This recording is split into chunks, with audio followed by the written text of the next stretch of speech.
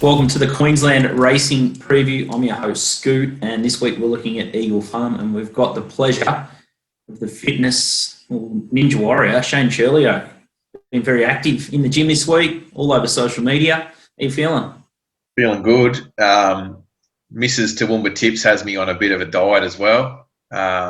So just committed to 30 days to keep off the grog for a bit. And had a few injury concerns, so just ease back into it at the gym. But yeah, feeling good. I hope the spell off the drink doesn't affect your results. I think you're hitting at about 18.9% pot over a 5-month sample with the mailbag.com.au. So you're absolutely airborne there. So don't try and change things too much. The drink's sort of keeping us going through COVID down here. Now, there was a race yesterday that caught your eye. You're a big tapes man. Race 5 at Doomben yesterday. There was 3 Waller runners engaged. Obviously, I'm not saying anything about the race, but it bears another watch, and you're waiting for the stewards report, aren't you? Yeah, patiently waiting. This race, I actually tweeted pre-race how well this race sets up for a race shape, Waller runner, money on winner. I didn't get involved in the race purely because Ronnie Stewart was on the horse that was backed, and he's not a betting proposition for me. He doesn't ride a lot. Anyway, there was a change of tactics, got called through. One of the 3 Waller runners was going to lead. So you just basically look for which one has the money on. And he got the right run. The other Waller runner was buried back along the fence, pulling its head off. Probably should have won that.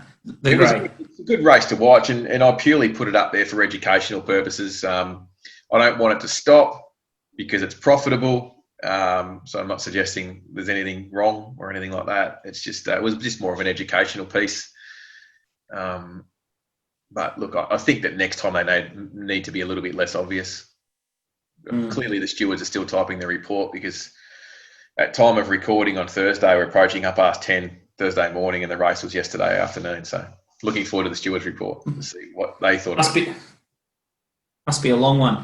Now, looking forward, Eagle Farm this weekend, the rail is 5.5. It's beautiful sunshine forecast. Not much wind around. Should be great racing on Saturday, you'd think.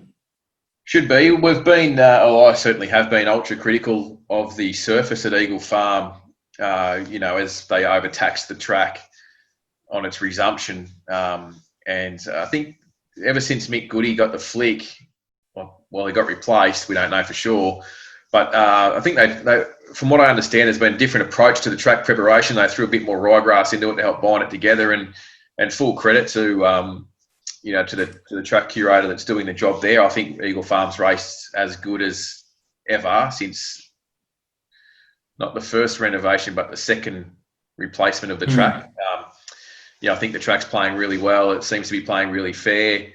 So certainly more confidence. I mean, obviously you can attribute some of that to a bit warmer weather and a bit better growing conditions, for grass to sort of grab hold. So, I don't hold any fears of betting at Eagle Farm currently.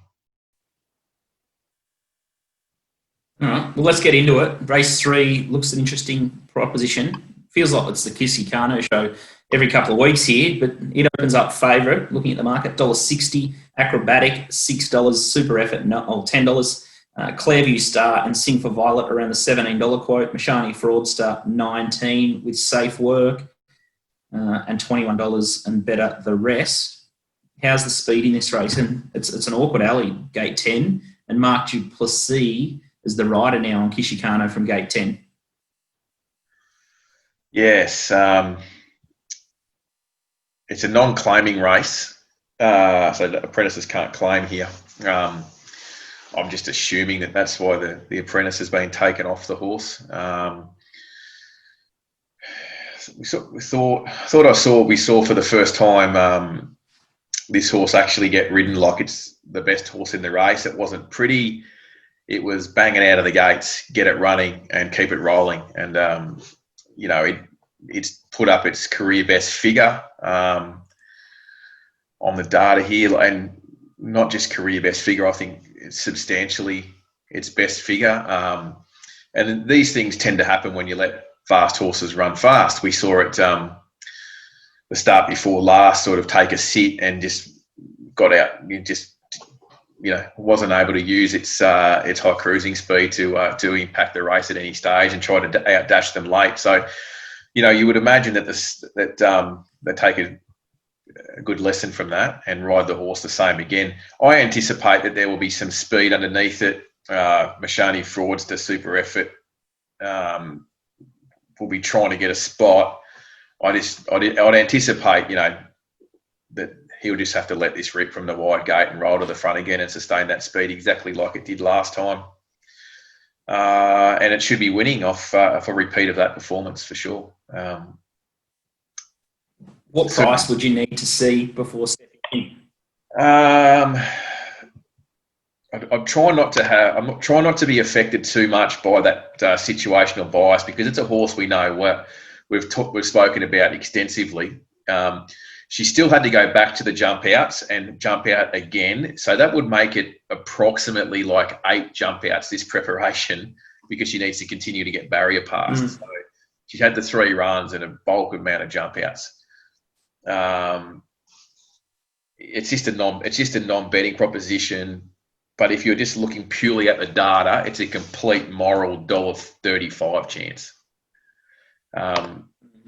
So maybe it's an in-play bet.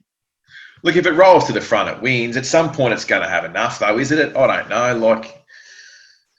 It should just win. We saw it on top of the ground for the first time last start, and like I said, rode it aggressive and really broke them. So rank time, it's just a really strong win, and they ride it with the same tactics that wins again. But just don't really need to get involved, I don't think, from a betting proposition. But it just looks obvious. Best horse in the race, they should ride it like it. Super Effort was, was a horse that we found a decent debut winner. Thought it ran pretty well the other day, but it's just the data doesn't stack up against what Kisakano was able to do when let rip in front. So just can't see her getting beat this week. Stallion chain last time, blindfold. This time it's got some problems. So watch and learn, or keep your powder dry according to curls. Eagle Farm Race 5 is another beauty. Paris has now put 2 on end. We've been on one of those, or we've been on a couple of starts this preparation. It's the favourite in the early market at $4.20. Super Giant off a freshen, $4.60 from the Ninja, Michael Costa. Smart, $6. Snitch, $7. Junction, very impressive winner last start. First up, $8.50. You Make Me Smile, $11. Similar quote, The Candyman is also fresh. So you'd think it's going to need the run, especially with 61 kilos. It won't be out there to set records. Torfic Boy, $14. And Articus, $19. Speed, curls. Yeah, it's just interesting race, isn't it? Like Super Giant, who have seen it lead and break their hearts a couple of times during the Winter Carnival. Obviously, what have we got? 82 days between runs. Has had the barrier trial, which is important. How wound up is it? Where's it going to? I suppose is something that you've got to take into account here. Particularly with this stable, the money. It'll give you a good guide of how forward it is and whether they even want to lead and run along here, or whether they leave that up to a horse like You Make Me Smile. It gets the blinkers back on, so I'd expect it to show the similar intent than what it has. Super Giant might just tag along behind it. Sort of worst case scenario for it.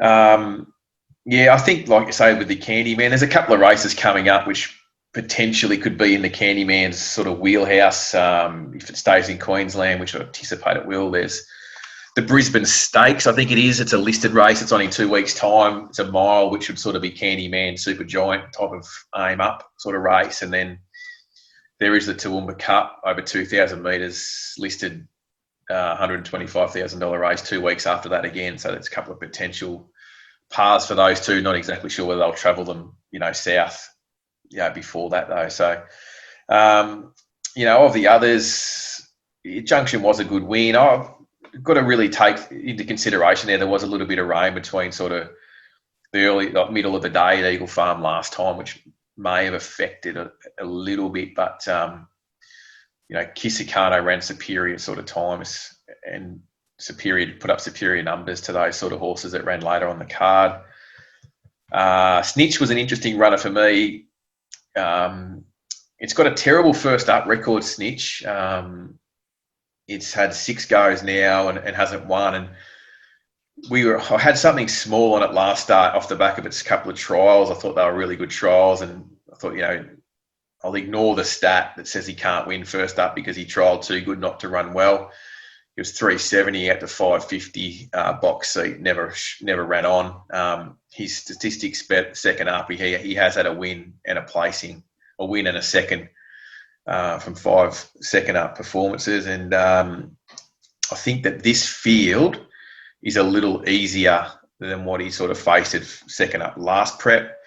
1,400, is my question mark second up. I probably would have preferred 1,200, but a little bit trickier map for him too, but I can sort of see him rolling forward from the gate and getting in front of a few of those drawn inside him that'll get back a little bit. And he could, if he goes forward, so aggressive with the horse, he's forward, he could easily lob sort of third one off. So he's certainly in my calculations.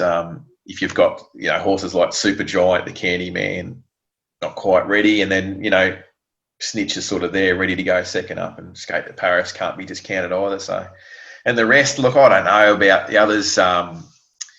Smart Edge, winning. It's disappointing. Ability to win's questionable. These Chris Lee's runners, I just don't know. Like Articus, Torfig Boy, they've had a million goes. They just seem to go around every week and not win. So, yeah. Like I say, market for Super Giant. Watch Candyman, not yet. Snitch is there, second up to win, and Skate to Paris. Probably they're the sort of ones I'm working around this stage. Yep. Another runner. This is a bit of an ambush by me, but I like to throw in a bit of a curveball every now and then. What do you reckon? In race 8, Desert Lord has come up $1.75 favourite, and it's now in the camp of David Van Dyke. I know you're very vocal on Twitter about his ability with horses. It's gone from Hawks to having its first run for David Van Dyke, who's got an amazing strike rate. What's your first thoughts with a horse like Desert Lord joining his stable? Oh, just assume it's a moral. It's David Van Dyke. It's first up. He wins at about 36% with horses first up on metropolitan tracks over the last 2 years. It's a staggering statistic. Obviously, this horse does bring form as well. What did it chase last preparation? Oh, it's last couple of preps, like, group and listed class, Group 1, Grey Worm, Colding, Streets of Avalon. It looks well in at 56. Extremely well in. It's extremely well in. It does look a complete moral. And it goes forward. It goes forward. It's not, you've probably got Catesby, I Dream of Green that might, sort of charge the fence. Won't matter. It's drawn well. Desert Lord, if he could well end up just handing up to Catesby and I Dream of Green and sitting third one off. Either way, he's got all the map favours because the speed, the two main speed horses are drawn outside him, so he can take his pick.